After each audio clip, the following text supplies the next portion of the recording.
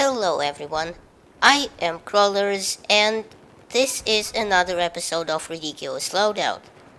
As you may already know, this is a series I started way back when in the Battlefield 3 days, basically whoring myself out for cheap views, running a suggested loadout from one of you in the comments section. So today Sturmovik suggested the PLA soldier loadout. Now, obviously, this is the Chinese army loadout. So it consists of the QBZ-951 assault rifle with the Coyote sight, a red dot sight, and a heavy barrel with no foregrip, and the QSZ-92 pistol with nothing on it. Now, well, the QBZ-951 is a Chinese assault rifle, obviously, and in Battlefield 4, kind of like all Chinese weapons, it seems to be a little bit underwhelming, to say the least. Now, generally, Chinese guns in Battlefield 4 either suffer from a low rate of fire or, mediocre muzzle velocity, or both, as it seems to be the case here. And I actually never use this thing in my regular playing, and frankly I doubt very much you would either. It's got a few bad things going against it. It's got, a good select few uses in very, very few situations, but overall, meh. It's just meh at best.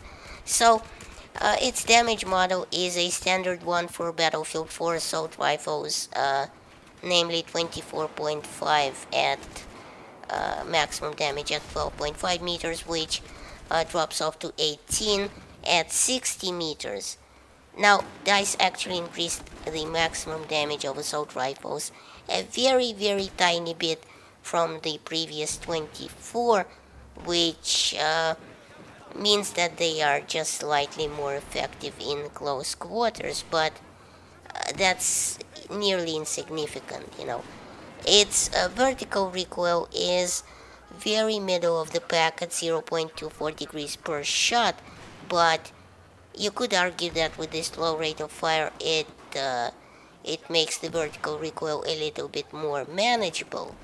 I am running the heavy barrel on it right now, obviously as per the loadout suggestion. So really, I am experiencing a little bit more vertical recoil than usually, but also a bit less spread increase. So if you feel you can handle the extra bit of vertical recoil and want to aim down sight and hit targets a little bit more accurately on full auto, which frankly isn't that fast for this gun, then by all means, equip the heavy barrel. It's a good gun to take out, medium range to long range targets, but again, that's because of its low rate of fire, which is on the, as I said, on the low side, clocking in at 650 rounds per minute. And this obviously makes it not a close quarter gun. In fact, I've been killed a few times even when surprising enemies, having the element of surprise on my side in close quarters, because even though I shot first, I literally, it's ages before you can get enough rounds into the target and, take them down. And you're literally gonna have time to make and eat a grilled cheese sandwich before you can get enough rounds on target with this thing. And even holding the left mouse button down, well, you do that the entire time. Just because the enemy shoots back at you with an AEK or an M416, and it's all over instantly. So the obvious conclusion here would be to never engage more than one target at a time with the QBZ-951, and not to give away your position unless you're absolutely sure you're gonna hit it. Another thought is that if you are going to, well, if you are going to engage someone in close or sort of close quarters, you are going to take incoming damage even if you are lucky enough to get a drop on the enemy. So, use medkits and do it often, and never begin something you can't finish. So, if you're not at, 100% HP, then don't go starting fights with this thing, as you'll be hit, you'll definitely take damage, and, when they realize where the fire is coming from. The QBZ951 does have a surprisingly low side-to-side recoil though, and although it's uneven, there's very little of it, so it's quite advantageous. It's probably going to recoil nearly upwards when you hold down the left mouse button. Another thing is that the first shot multiplier is a little bit big for my taste, namely 2 times the normal vertical recoil, which actually, come to think of it, the funny bit is, even after you've factored in its first shot multiplier, the first shot's recoil is still technically lower than the Bulldog's per shot recoil. So you can kind of get a sense to what that is in comparison. It's a very big per shot vertical recoil. Still though, if you want to, you can use the angle grip obviously to tap fire it, or better yet to burst fire, to use on the burst fire mode, where which the QBZ951 actually has, where then the first shot multiplier will affect the last shot of the burst.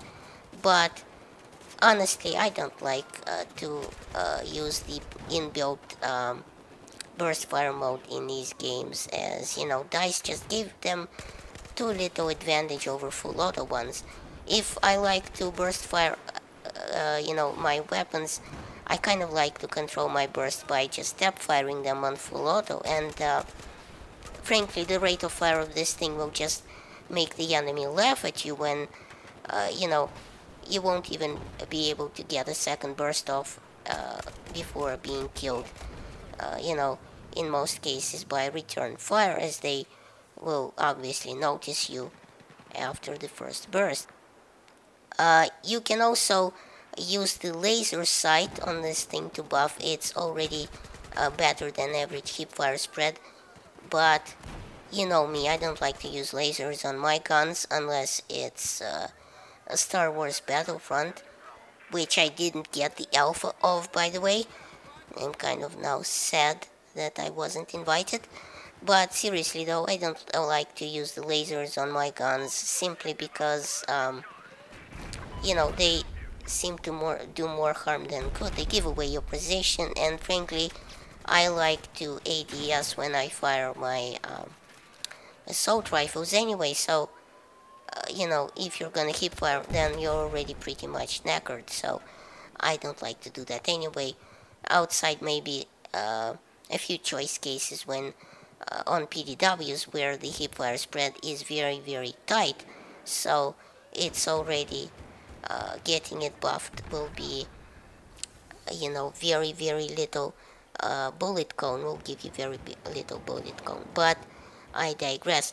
The one funny thing, one bad trait, very bad trait I should say, of the QBZ951 in Battlefield 4 is its reload speed. Now, its short reload clocks in at an agonizingly slow 2.9 seconds, which I believe is the worst. It's the first, or rather, the last place, depending on how you want to look at it, among assault rifles, even beating out the infamous FAMAS short reload of 2.8 seconds. Now, its long reload speed is also nothing to write home about, clocking in at 3.5 seconds, and well, that's not no record. It's still pretty damn slow. In fact, I would recommend you reload this thing as often as possible, even when you don't need to, because once you get caught with your pants down needing to reload in the middle of the fight, it's literally gonna take you ages and you're gonna get cut to pieces in that time. So do it often, and do it well. So I hope you enjoyed this episode of Ridiculous Loadout, and now because I don't feel like suffering alone, Sturmavik must also run this loadout and upload it to YouTube, and I'll accept the link down below in the comments section. Thanks for watching. Please rate and share this video as it helps my channel grow. Check out my other videos at the end of this one, and remember, in Soviet Russia, YouTube subscribes you.